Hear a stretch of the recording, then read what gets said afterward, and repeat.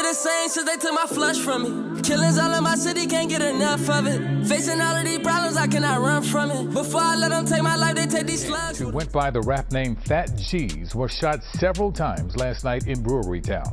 CBS Philadelphia reporter Carrie Corrado spoke with his family tonight.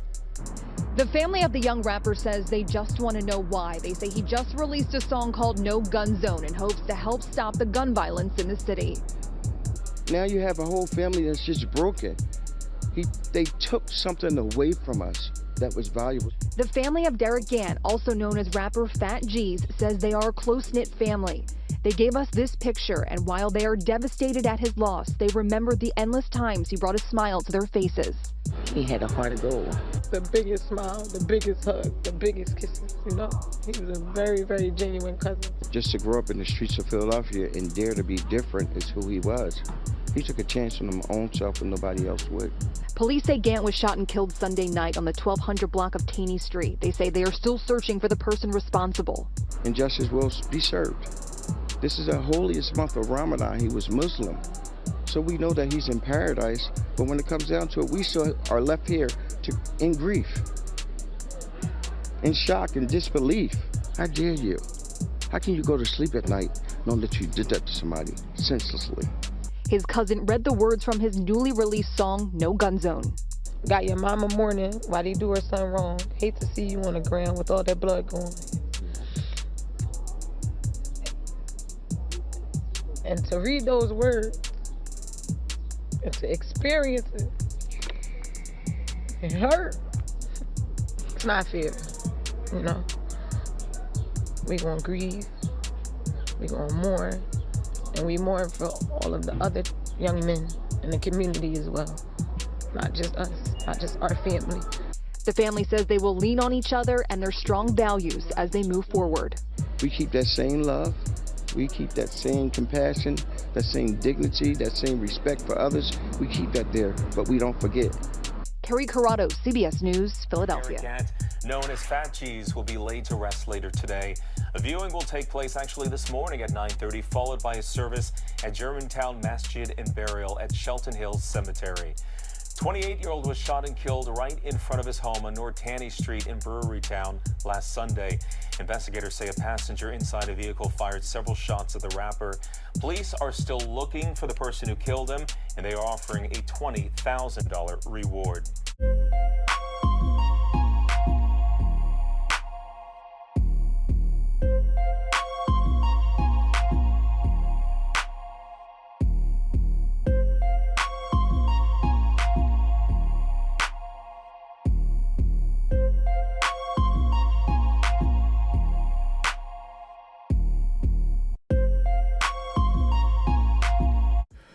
If you hood educated, I'm glad you made it. Allow me to unfold my knowledge, wisdom, and understanding from a hood brother's point of view to all of you, here, there, and everywhere. Now check me out. Before we get into this demonstration, allow us to say rest in peace to the brother Phat Geez. We want to extend our condolences to his family members, any children, loved ones, friends. For those of you who pray, extend a prayer for that brother. Extend a prayer for his family. Pray for strength, understanding, and some comfort while they going through these trying times. This right here is a cold-blooded demonstration, y'all. And I'm going to need to tell y'all the story first so that we can get a full drawing on what happened and what's going on. The internet is undecided in this situation, but me, I believe I know what time it is. I believe that this brother right here was targeted, and I believe that this brother right here was killed by the man who targeted him. I don't believe that he got himself killed. I don't believe that this was just what we call a humbug. You know what I'm saying? I don't believe it was none of. I believe that that man that killed him was there to kill him, and he got the job done. But I need y'all to follow me so that y'all can get my portion of understanding and see where I'm coming from. But I gotta tell y'all the whole story so that we can get a full drawing. Now let's demonstrate. Here it is. We got the brother Phat, right? His house gets shots up, right? And during the time when his house gets shot up, his little brother gets shot in the process. Now, can we all agree on this right here? People are not just shooting up houses for nothing. Can we all agree on that right there? Like 9 times out of 10, if somebody's shooting up your house, you had some type of interaction with them, you did something to them, they did something to you, something's going. Look, y'all, people don't just shoot up houses for nothing. Can we agree on that? Can we also agree that if your house was shot up, that would make you more alert? That would make you kind of paranoid. You see what I'm saying? If somebody shot your house up, with that, turn them antennas on, right? You're going to be like looking out the window like, they ain't going to shoot it up next time, right? Can we all agree on that? Okay then, cool. Now, here it is. Phat in the crib chilling. He paranoid. He alert. Why? Because his house just got shot up. So he out the window every now and then. He at the cameras every now and then trying to see what's going on, because they ain't gonna shoot the house up no more. According to him and how he feel, he gonna be ready for him, right?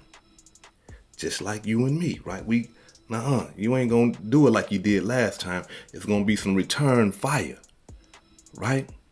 So now he looking out the window or looking at the cam. He see a suspicious car, double parked. Now, for a lot of people, y'all say double parked. Oh my God, that should have let him. He stick out like a sore thumb and all that. But on the East Coast, double parking is regular programming, y'all. Now, if somebody double parked over here in Minneapolis or something, then it'd be like, wait, what that car doing? But on the East Coast, double parking is normal, right? But he sees the car double parked, don't nobody get out the car, and the car lights is off. So that tells us how long he's been watching this car from the camera or from the window. Because he understood that the car turned the lights off. He understood that no one exited the car. And he understood that somebody was in the car, right? Geez walks outside his house, walks up to the car, knocks on the car door, and asks the man, "Who are you looking for?" The man don't say nothing to him. "Hey, bruh, who you looking for?" The man looks at him while he got his phone in his hand and tells him, "Go ahead." Bro, who you looking for? Go ahead. So Phat leaves. But when he leaves, he goes to his porch and he calls a couple of his homeboys. And he talking to his homeboys and he's saying, "Hey man, it's a guy out here in front of the crib, looking suspicious. I walked up to the car. I asked him a couple of questions. The man told me to go ahead." So now while he's on the phone, this man in the car is pulling up to him. When the man pulls up to him, the man tells him, "Hey man, I told you, man, I was just talking to my girl on the phone." Phat say, "No, you didn't. You didn't say nothing. All I'm trying to do is ask you a couple of questions. You in front of my crib and my crib got hit up. This is my block." This is what he tells the man. The man in the car tells him, "Ain't nothing but white people stay on this block." So what that tell us? We hood educated, not lane related. This man that's in this car has been doing surveillance on this block. He knows who lives on this block. That tells us that, right? Because if you just pulling up on a strange block, you don't know who live over there, right? And I'm talking about hardly. I'm talking about like hood guys and stuff like that. We don't just pull up to strange blocks and just post up and, you know what I'm saying, talk on the phone to our group, whatever, because we always alert, right? But here it is. We see that this man is comfortable on this block. Why? Because he done did surveillance on the block and he know ain't nothing but white people on the block and they probably the only black family on the block, his target. Now, after they have their verbal exchange, Phat tells him now, "Go ahead, bro. Go ahead." Phat walks inside the house. walks inside his house. Tell me, y'all, why the man in the car don't leave. The man in the car sits out there in front of this man's house after he just had a somewhat intensive verbal argument. This man walks inside the house and this car is still sitting out there. Why? Come on, y'all. Let's use our reason. If you just get into an argument with somebody and this person walks inside the house, that tells me, all right, man, let me go on up out of here, man. This dude's saying that he's trying to question me about why I'm parked out here. I told him I was talking to my girl and now he walk inside the house, man. I'm finna go. Why do I need to stay out here? I'm finna go. Now, a lot of people was thinking today, a lot of people are saying that when Phat went inside the house, why did Phat come back outside the house? Let me explain to y'all why. When Phat went inside the house, y'all heard him say, y'all heard the man in the car say, ain't you that rap nigga? As if he don't know who Phat is. But that's what he said, ain't you that rap nigga? While Phat is closing the door. A little while later, while he's sitting out there in the car, he yells to Phat's crib, hey yo Phat, I listen to your music and all that. Go watch the video. I got it on my Too Raw for YouTube channel. Go over there and get your membership and you gonna see what I'm talking about. He yells at Phat, hey yo Phat, I listen to your music and all that. That's what made Phat come back outside. And if you notice, for those of you who have seen the video, and you would notice that once Phat came back outside, he was still kind of, aggressive. But this time, he was relaxed at the same time. What you mean, hood educated? How can you be relaxed and aggressive? Because his voice was still up, but he walked all the way up to the man's car. Before that, he wasn't walking up all the way up on the man's car after he peeped that some suspicious stuff was going on. Remember the conversation before that? He was like far back, like, hey, no, I'm trying to tell you. But this time he walked all the way up to the man's car. Why? Because the man appeared to be a fan and told him, I listen to your music and all that. When he told Phat that Lord is God. He wasn't on point as he was initially. Now he's believing in his mind, oh, I'm talking to a fan. I'm talking to somebody that know my music. I'm talking to somebody that know that, I speak against gun violence and all that old type of stuff. And I'm about, uplifting the community. He know who I am. That's what allowed him to walk back up to the man's car and even explain to the man, hey man, listen, again, he's explaining, hey man, listen, my crib was just shot up, bruh, and you sitting out there in front of the crib, bruh, so that's why. Now, I need y'all to pay close attention to one thing. If you watch the video, you will see that the man said numerous times, the man in the car, I'm not on nothing, bro. I'm not on shit, bro. Pardon my language. He constantly kept saying, I'm not on that, bro. I'm not on nothing. I'm chilling. So if you're not on nothing, why you allow this man to walk all the way up to your car and you shoot and kill him? If you're not on nothing. If you know that this man right here is a rapper that speaks against gun violence and all that old type of stuff, why would you allow him to come walk all the way up to your car, pull out a gun, and shoot him? And not just a couple of times.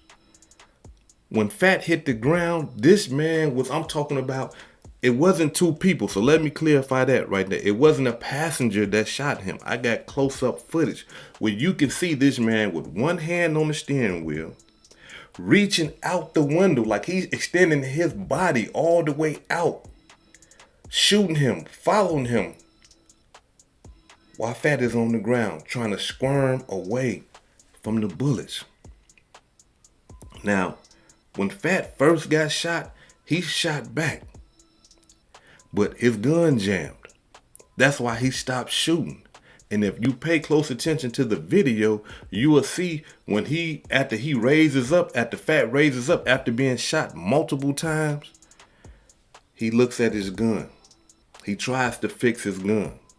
This is after he aims it to the left and aims it to the right. He looks at his gun. He tried to fix his gun.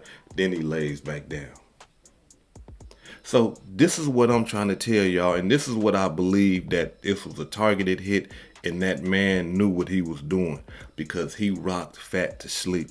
What you mean, hood educated? Which rocked him to sleep? Elaborate on that. Tell us what you're talking about. Man, when he told Phat that, hey, look, I listen to your music and all that. You on some weird shit, bro. I'm chilling. I'm not on that. This right here made Phat lower his guard. It made him lower his suspicions. He think he talking to somebody that enjoys his music.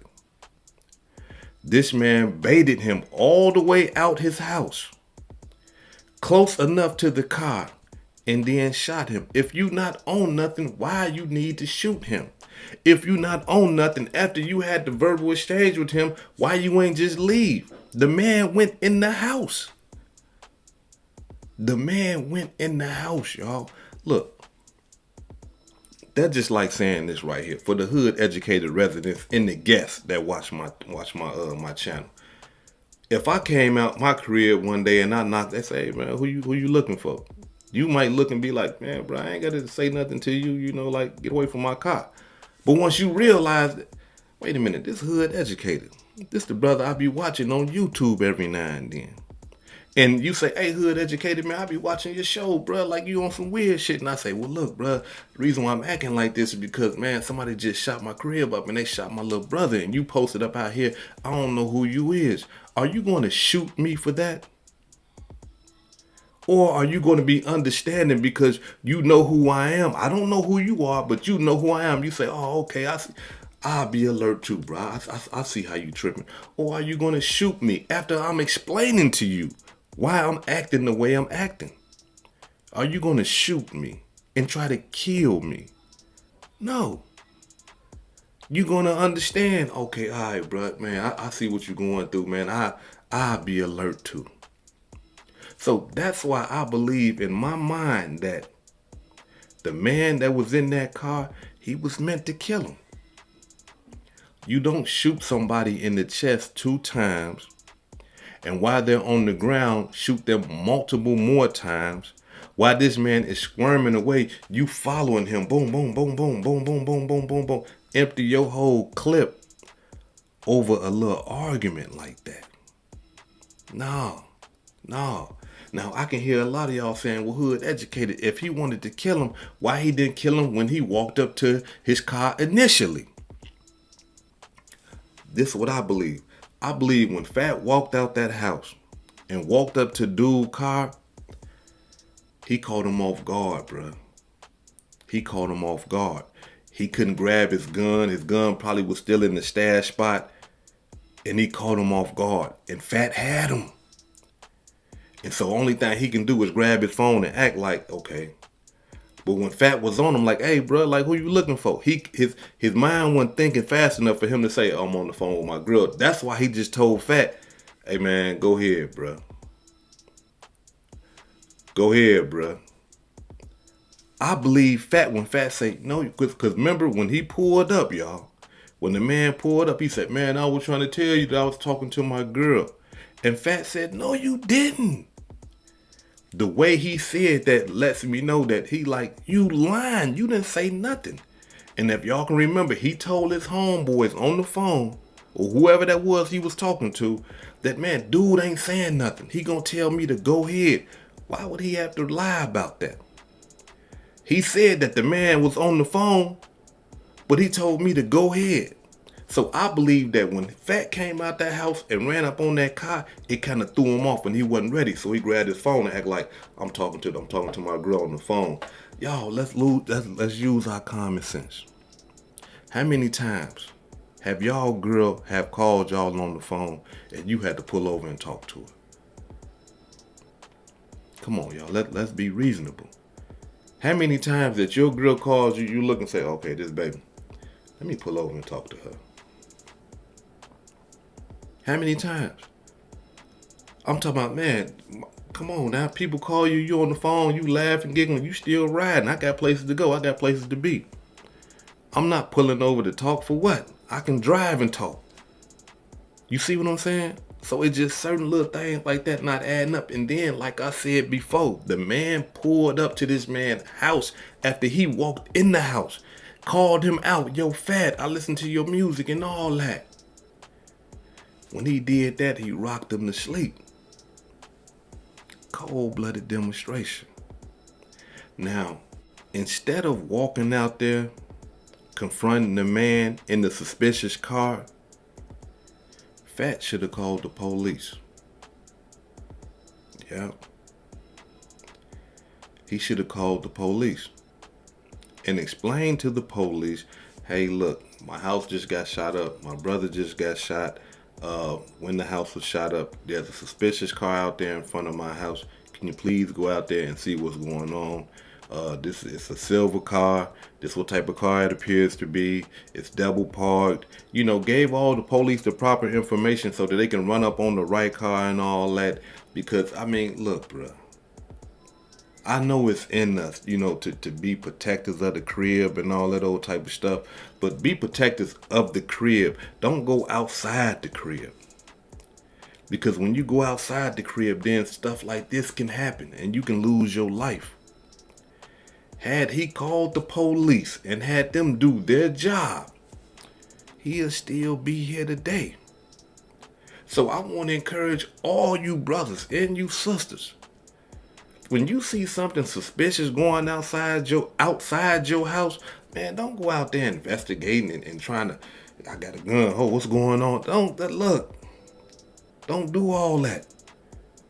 You pay taxes, but you got people that can secure you. 911. Hey, I got a suspicious vehicle out here.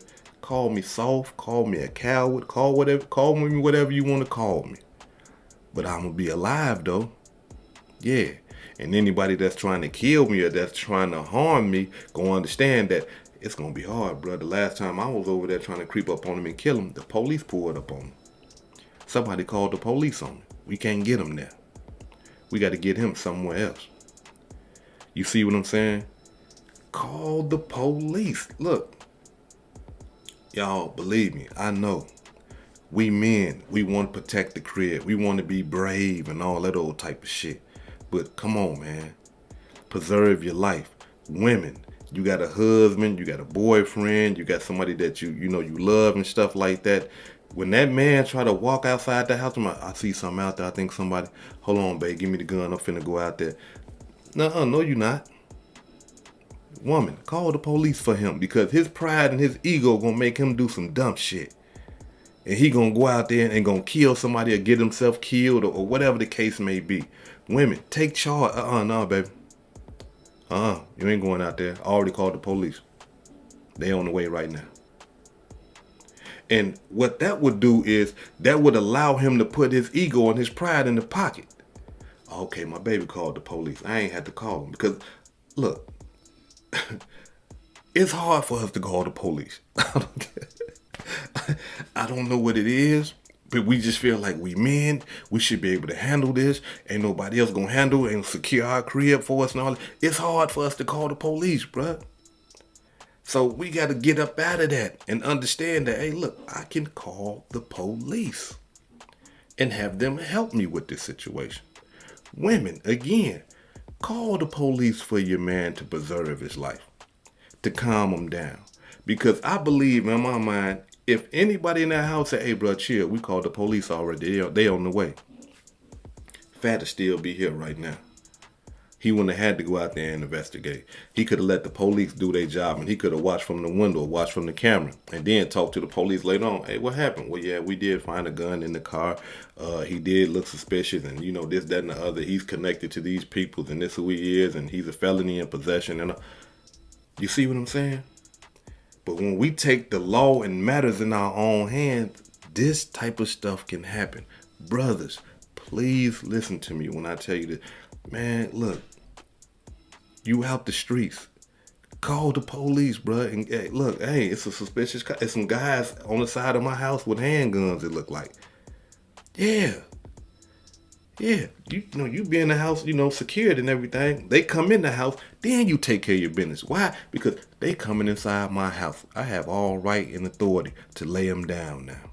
They in my house. Anything going on outside the house, man, call the police. This is hood educated, not lame related. Peace and love, and y'all take care of yourself out there. If I said anything that caused you to think, hit that like button and subscribe to the channel if you're not subscribed already. And if you're feeling generous, please make a small donation to the channel. Now, before I depart, allow me to give a shout out to some of the blessings that I received this week. Allow me to give a shout out to Jeremy James for the $9.99 super thanks. I appreciate that, bro. Desert Detroiter for the $1.99 super thanks. I appreciate that, bro. Kwame King for the $1.99 super thanks. I appreciate that, bro. Julian Hunter for the $10 super thanks. Thank you, and I appreciate that. Shadrick Owens for the $4.99 super thanks. I appreciate that, bro. Bernice Cox for the $10 cash app. Thank you. Rohan Willis for the $20 cash app. Thank you. Zoe Julian for the $3 cash app. Thank you. Drewski 04F for the $5 cash app. Thank you. Julius Macro for the $5 cash app. Thank you. Reginald Fletcher Jr. for the $20 cash app. Thank you. And James Sackey Jr. for the $25 cash app. Thank all y'all for the love and support. Once again, this is hood educated, not lane related. Peace and love. And y'all take care of yourself out there.